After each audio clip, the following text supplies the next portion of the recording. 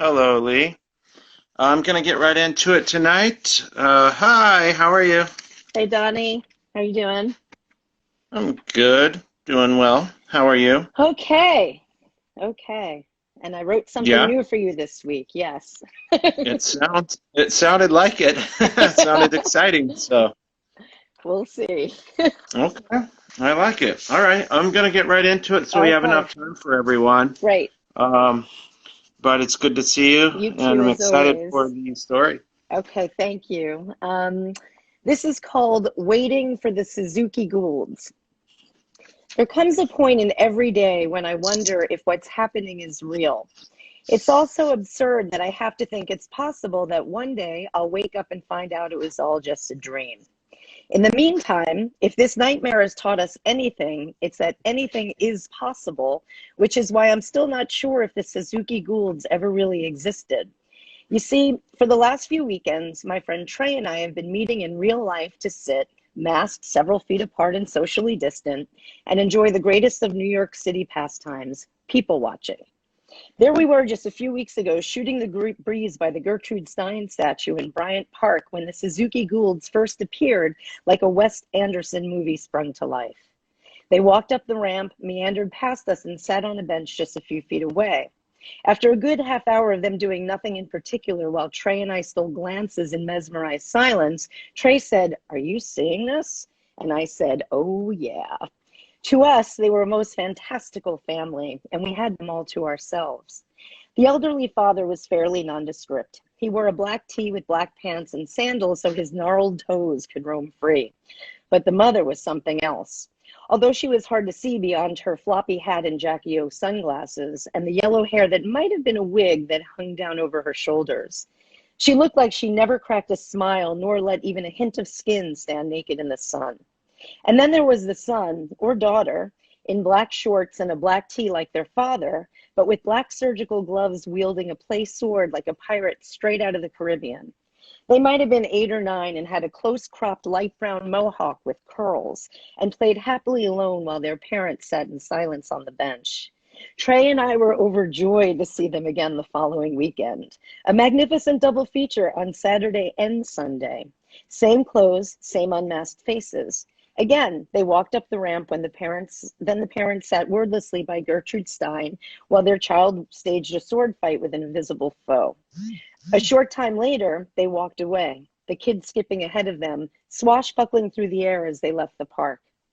It rained the following Saturday, but when we saw them on Mother's Day, the Suzuki-Goulds really came alive. Trae and I set up shop, snagging a table with a beeline to Gertrude Stein. When I saw the sword lead the charge up the ramp, my heart actually jumped. But they didn't stay. They never sat on the bench. They just ambled by Gertrude Stein, exited the park, and never looked back. But it was then that Trae and I began to tell each other their story. You see, the father, John Ellis Bennington Gould, or Johnny B. Gould, is a successful art dealer and lives with his business partner and wife, Yuki Suzuki, and their child, Terry Ellis, in the brownstone next door to the Bryant Park Hotel. Terry Ellis is a germaphobe, maybe on the spectrum, and has gender identity issues that have positively befuddled their father. Yes, the Suzuki-Goulds have been hit hard as of late, what with the pandemic, Yuki Suzuki's recent lupus diagnosis, and, although we don't talk about it much, that pesky opium addiction John picked up during those drug-fueled art buying sprees he went on with Dennis Hopper back in the day. You never know when that shit's going to flare back up. Trae and I had grown very attached to the Suzuki-Goulds and were concerned by their abrupt Mother's Day departure.